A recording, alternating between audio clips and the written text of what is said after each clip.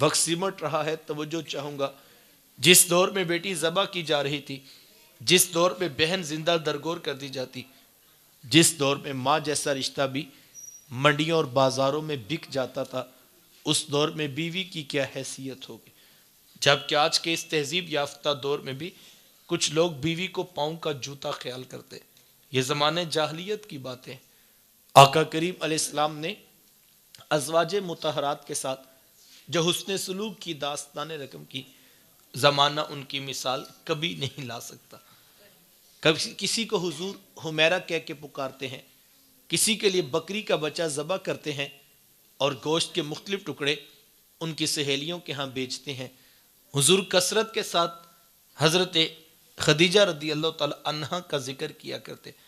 حضرت سیدہ عائشہ صدیقہ رضی اللہ تعالیٰ عنہ فرماتی ہیں کہ میرا جو ان سے رشتہ تھا ایک دن میری زبان سے بے ساختہ نکل گیا کہ حضور اللہ نے آپ کو بہتر ازواج عطا کر دی ہیں اور آپ ابھی تک اس بوڑھی عورت کا ذکر نہیں چھوڑتے۔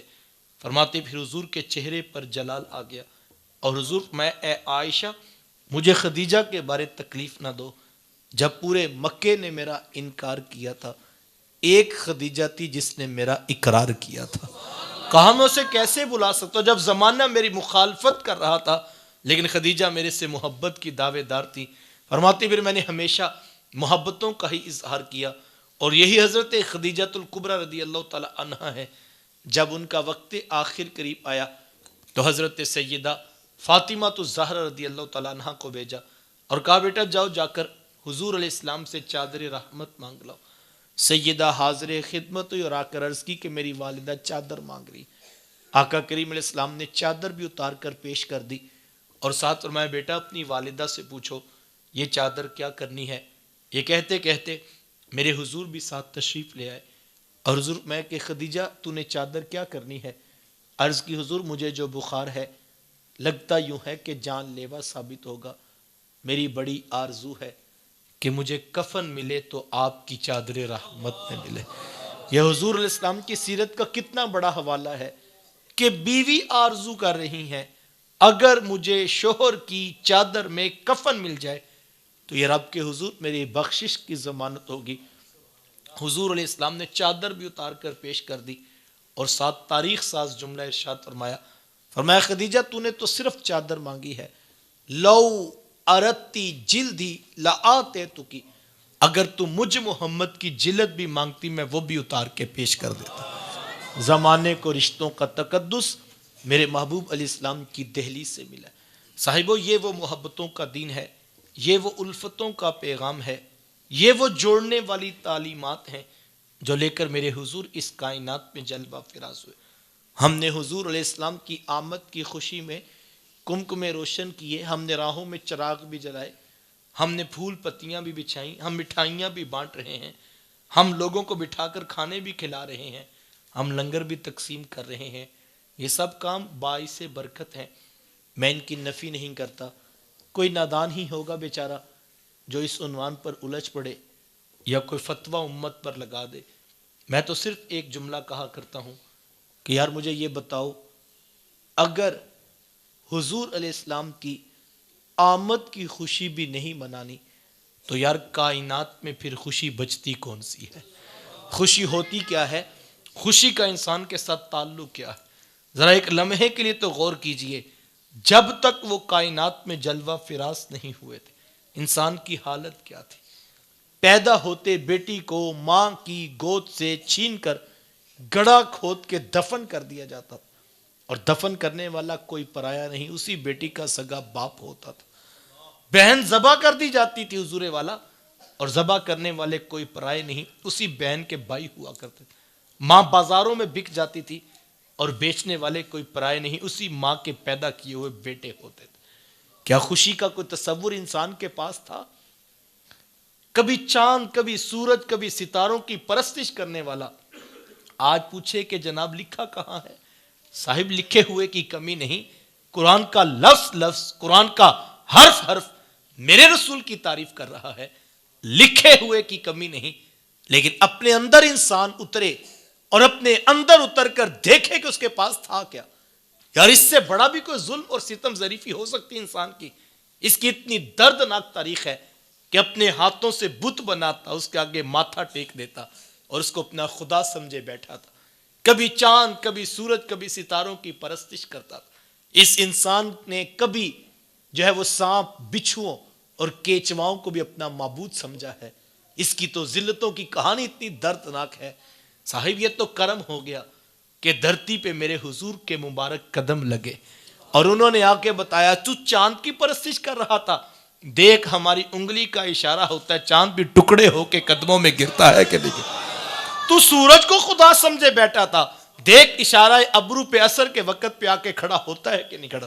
او سڑیاں کھجوراں اگا جاندائے، او پتھراں تی کلمے پڑھا جاندائے، قطرے کو سمندر ذرے کو ستارہ کرتے ہیں، کونین کو خم آ جاتا ہے جب زلف سنوارا کرتے ہیں.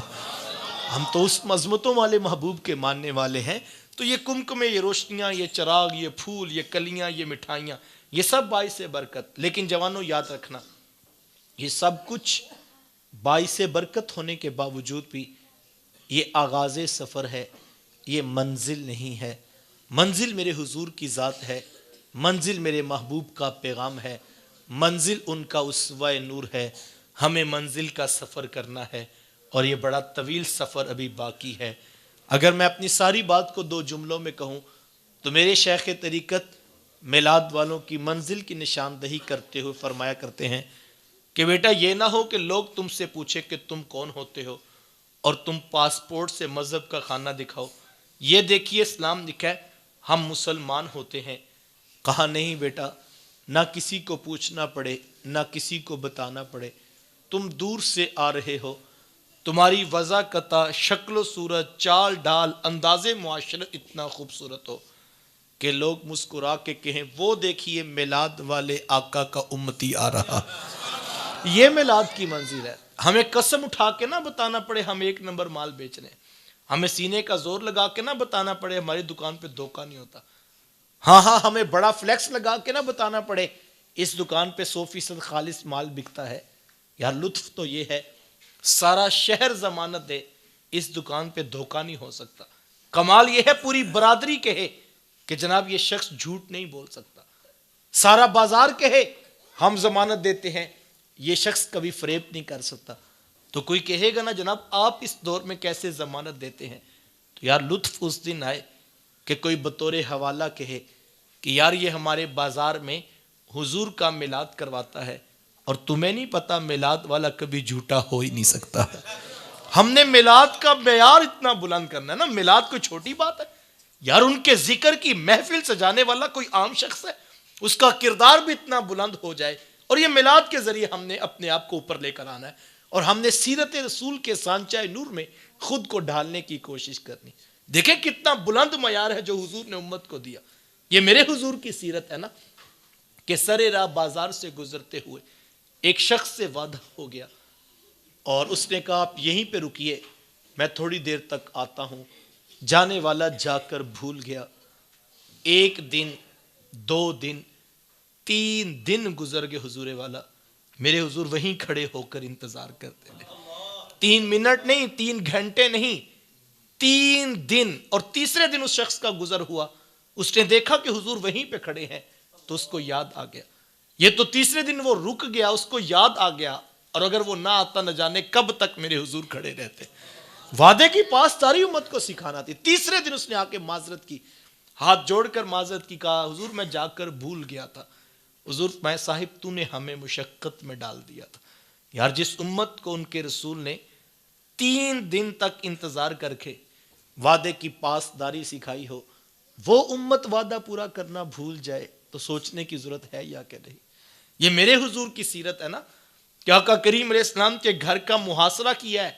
لوگ تلواریں لے کر خون کے پیاسے جان کے در پہ بنے کھڑے ہیں اور میرے حضور کو یہ فکر نہیں یہ لوگ تلواریں لے کر گھر کے باہر کھڑے. میرے حضور کو کیا فکر ہے کہ ان کی امانتیں میرے پاس ہیں، وہ ان کو واپس کیسے کرنی. پھر حضور حضرت علی المرتضیٰ رضی اللہ تعالیٰ عنہ کو بلاتے ہیں اور فرماتے علی یہ فلاں بن فلاں کی امانت ہے، یہ اس کو واپس کر دینا. یہ فلاں بن فلاں کی امانت ہے، یہ اس کو واپس کر دینا. یار سوال ہے جو شخص مذہباً اتنی مخالفت رکھتا تھا کہ ابو جہل، ابو لہب کی حمایت میں تلوار لے کے میرے حضور کے گھر کے باہر کھڑا ہے. یار وہ اپنی امانت ابو جہل کے گھر میں کیوں نہیں رکھواتا؟ وہ اپنی امانت ابو لہب کے گھر میں کیوں نہیں رکھواتا؟ سرداران مکہ تھے، کفاران مکہ کے قریش کے سردار تھے. یار وہ اپنی امانت ان کے گھر میں کیوں نہیں رکھواتا؟ اس کو پتا تھا ابو جہل تو دھوکہ دے گا، محمد نے کبھی دھوکہ نہیں دیا. یہ ہے معیار جو حضور نے امت کو دیا.